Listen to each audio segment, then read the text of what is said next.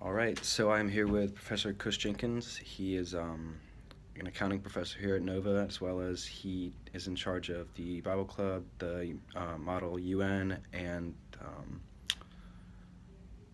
one other Debate. one. I You can say forgot. debate. Debate, So sorry. the model you in is mainly how to debate. We kind of merged those a couple of years ago. I come from a long line of teachers. My grandparents were teachers. My mother was a teacher. Right. My father did community work, and here I am. But there's one thing about it. It was I do what works. I don't try to reinvent the wheel. I'm not that guy. And I tell my business students all the time, I'm not reinventing the wheel. I will buy the wheel, but I won't reinvent it, right? I'll go get my tires changed down at Sam's Club, but I'm not making, right? I'm not creating a wheel. So if you tell me something works, I just go for it. If you were to tell me that all of my students would get A's in class in my accounting course, if I came in with a clown suit, I would literally go get a clown suit and just wear it every day, right? And let the students in. But what the numbers show us is that being involved in student activities, especially for American kids, North American kids, is what works. I mean, here's the numbers. I mean, if a student is involved in those types of activities, studies have shown that they're 3 times more likely to have over 3.0. And so let's stop with that stat for a second. So they're 3 times more likely to have a 3.0. So what happens at 3.0? 3.0 means that you get an honors or honors type degree. That makes sense? And so at 3.0, you are aligned, right, for the better jobs, right? You're more aligned for scholarships. You're more aligned for everything, right? So here, this statement says you're 3 times more likely if you're in these activities to get a 3.0 or better. And then to even drive those facts down, if you have a 3.5, statistics have shown if you have a 3.5 to 3.7, more than likely over 50% of your education will be paid. If you have a 3.7 or higher, around 3.7, 3.75, you've basically guaranteed that all of your education will be paid at that point. That's crazy. And so just by doing extra activities, we show that you've increased your ability to get at least over a 3.0 three times more likely.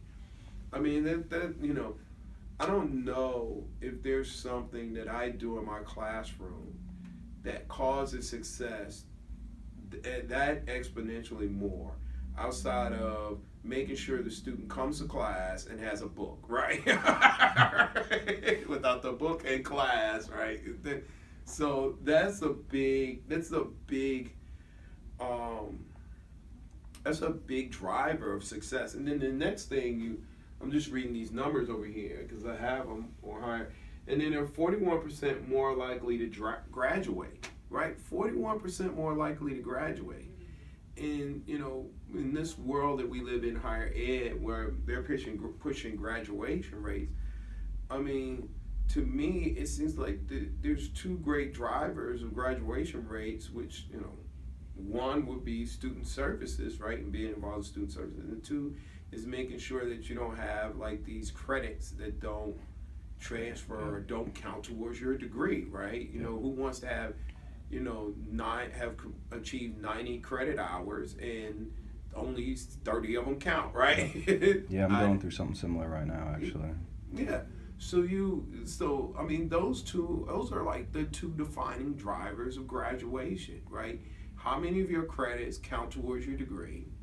There's a book I had around here, but it talks about that. And then the other defining driver is, you're 41% more likely to graduate if you're involved in extracurricular activities.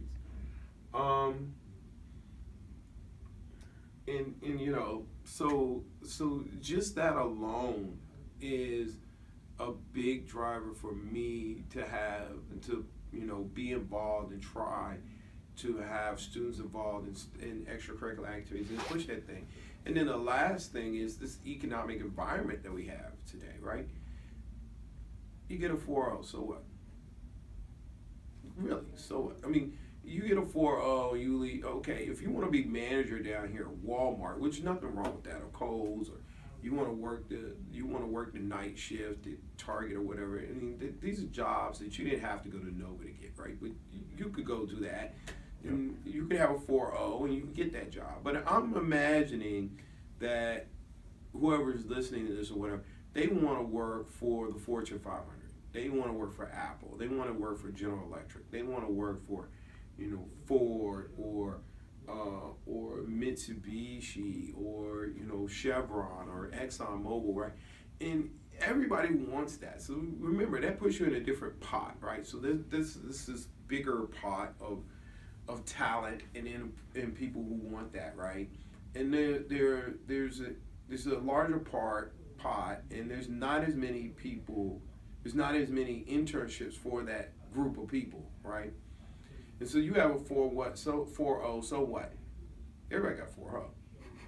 Everybody got 4.0. You can look at 4.0. I mean, I can pull up my grades. It's full of people with 4.0s. It's full of people with A's. It's full of people who say, yeah, I saved a kitten yesterday, and all the women down here at the retirement home just cried when I saved the kitten, right? I mean, it's full of people like that, right?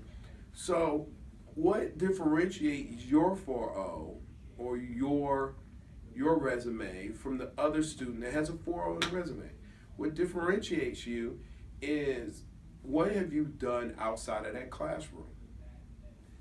And if you've gone and done extracurricular activities, right? So let's say you've done the business club. Now, not only do you have, this theoretical idea, this classroom understanding of, let's say, what's the Federal Reserve, now you've probably gone and seen the Federal Reserve. You know what it looks like. They've talked to you about how it works, right? You've been to conferences where they've talked about how things are organized and work, or you've seen how a business is starting. We literally have had a workshop where I started a business. I showed them these are the steps to start a business. Boom, boom, boom, boom, boom, and we started a business in an hour. Wow. And then we took it back down. So so when you go into a business, now you not only have a 4.0, you can tell them, you want to start a subsidiary? Okay, I can start that for you. What time is it? It's 1:42. I'll be back at 3 o'clock with your subsidiary. Here's your EIN number. Here's your tax paperwork from the state. Here's your federal paperwork. When do we start? Go down to Bank of America and start our account. Just that simple. So it's hands-on. It's hands-on. It takes you to that next level. I'm going to repeat. 4.0 is nothing. You're competing against kids from Babson and Stanford and Harvard and Florida and Texas. 4.0, 4.0, 3.5, 3.8, that's nothing nowadays. There's nothing. It's like being a superhero and you got a cape. Every superhero has a cape, right? What differentiates you from the rest of the superheroes? It's what you do. It's what you've done. Who you save. That's it. Amen. And PBL, Phi Beta Lambda. So how did you get involved being in charge of those different organizations? No, each one is different.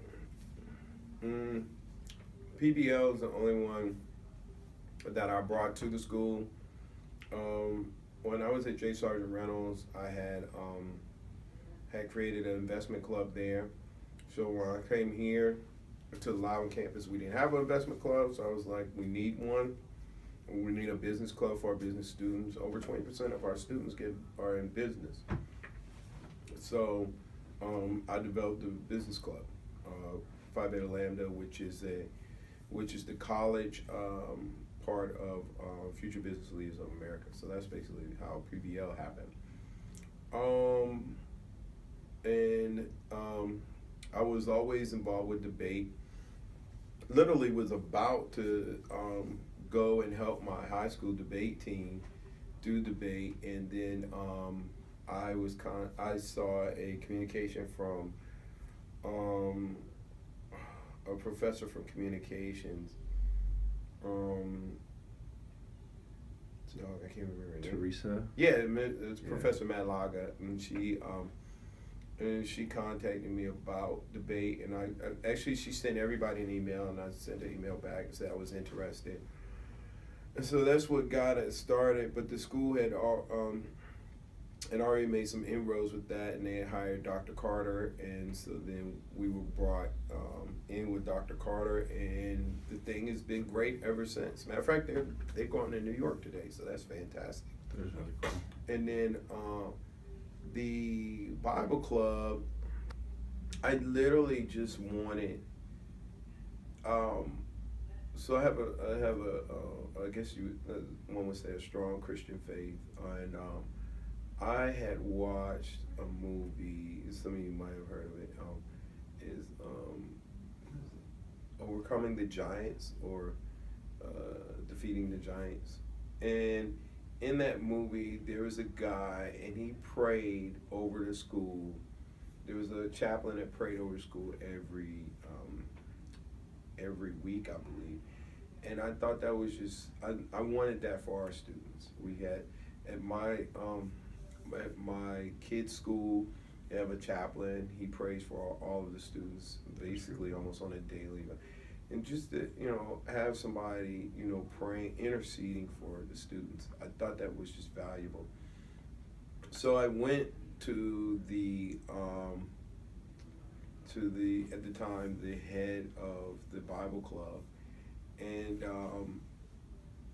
I came in, I think I've already told you the story, but yeah, we came in, and we weren't that happy of each other. So I didn't go into the meeting. Okay, so there was already a Bible Club, and I didn't go in that meeting.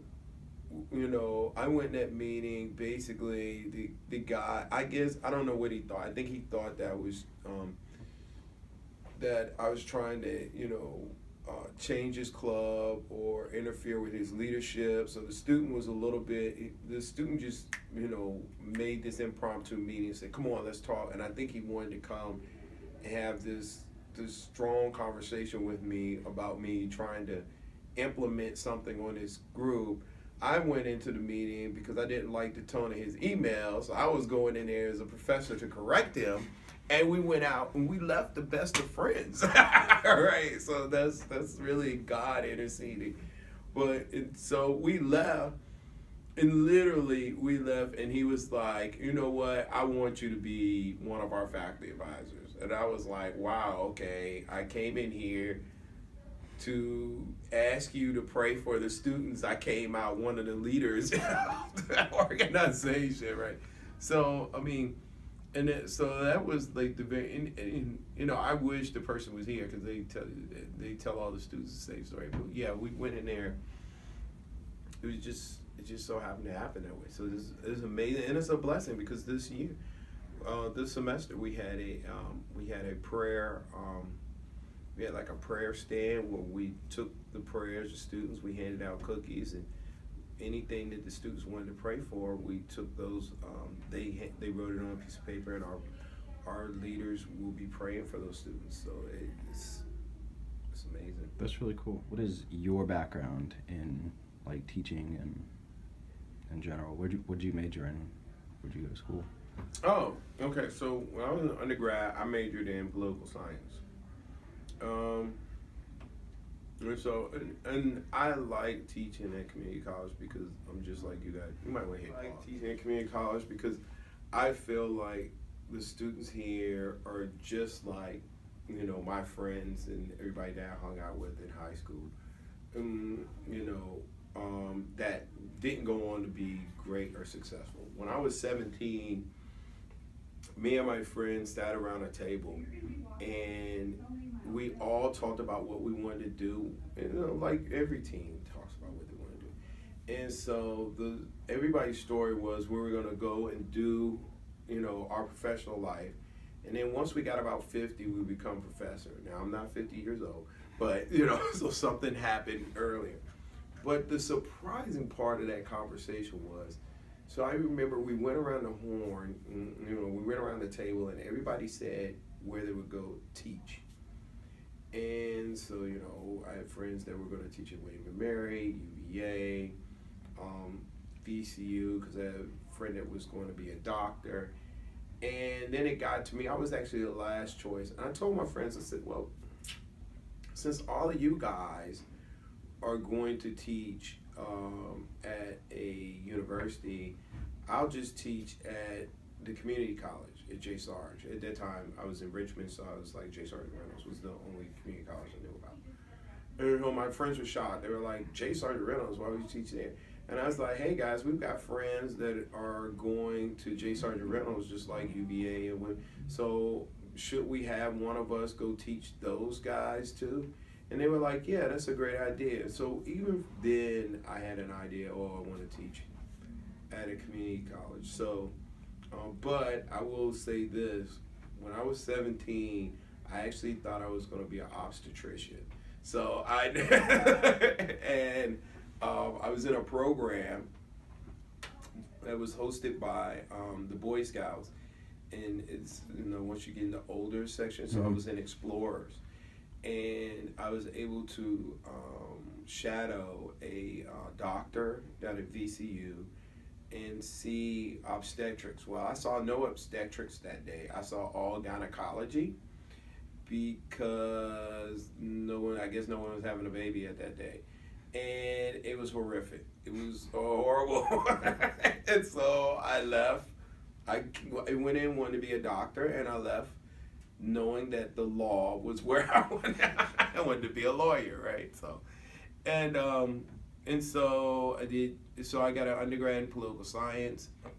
I worked for the Democratic Party for a little while. I realized that I couldn't deal with Al Gore.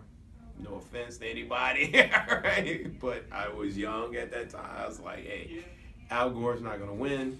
I'm out of here, right?